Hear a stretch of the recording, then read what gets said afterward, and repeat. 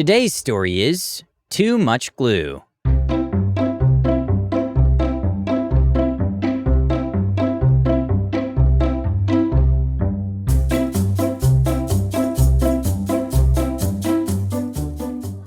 Our teacher says, too much glue never dries. She reminds us, glue raindrops, not puddles. And she warns me, Matty, too much glue. But my dad and I love glue. At home, we make glue glasses, glue mustaches, and even glue bouncy balls. Mom is happy to help. So during art class, I find the fullest bottles of glue. I tip them over and squeeze. Bloop. Glue squishes from the orange tips and slops all over. Sequins and googly eyes float around in a gluey lake. Then it's time for the most important decoration. Geronimo! I belly flop onto the table and roll around, letting the glue and everything else cover me. Time to go on the drying rack, I announce. But when I try to pull myself off the table, I boing right back down. Too much glue, Matty, too much glue, my teacher squawks. This is bad. There's only half an hour until the end of school, and all I can do is lift my head, wave my hands, and wiggle my feet. The rest of me is a blucky, stucky mess. Can somebody help me? I call. While my teacher breathes into a paper bag, Noah shouts, let's lasso him. Izzy, Noah, and Owen get to work. Soon I'm roped from all sides like a rodeo pony. But when they try to pull me out, snap! The lassos break, leaving colorful octopus tentacles everywhere.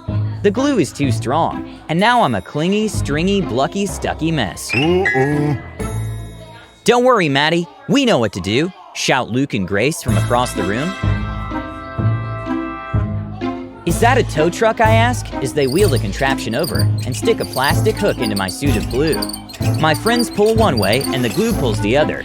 Creak, click, creak, click, until... Kaboom! The tow truck explodes, and plastic bricks rain all over. Now I'm a clicky bricky, clingy stringy, blucky stucky mess. The school nurse bursts in and checks my temperature. 98.6. Sorry, no fever. I can't send you home early. She dabs and pats me like I'm spilled juice, but the more she blots, the more the glue spreads. Soon I'm a melted mummy, clicky bricky, clingy stringy, blucky stucky mess. Then the principal comes in. He takes one look at me, sticks a note on my belly, and leaves. Seeing my teacher huffing and puffing like a train gives me a great idea. I whisper it to Haley and Owen. The final bell rings, and everyone freezes, except Owen and Haley. It's the biggest one we could make, they shout, furiously flapping a huge paper fan at me. Then just as I'm thinking I'll be note on my tummy, melted mummy, clicky bricky, clingy stringy, blucky stucky glue for the rest of my life, my plan works. Something my teacher said could never happen, happens. The glue dries. But I'm still stuck, and now I hear footsteps. The door starts to open. My father and some other carpool parents walk in. Dad comes closer and inspects me. Then he peels me off the table. Glue, yarn, bricks and all. He spins me around. No one makes a sound. Then Dad smiles. Matty, you're a masterpiece. He holds me up for everyone to admire. My friends all cheer. The car ride home is interesting. Mom is speechless when Dad brings me in the house, but he knows just what to do. Well, kiddo, Dad says, some beautiful things only happen once, and this is one of those things. He gently grips the dried glue in front of my neck and behind my collar, and peels me open like a ripe banana. Now it's Dad's turn to glue, and he seals up the sides of the me-shaped work of art. I bet it would take all the glue in the art room to make a U-shaped work of art, Dad, I say.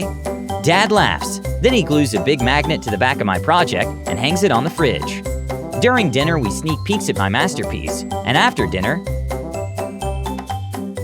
we take the principal's note very seriously.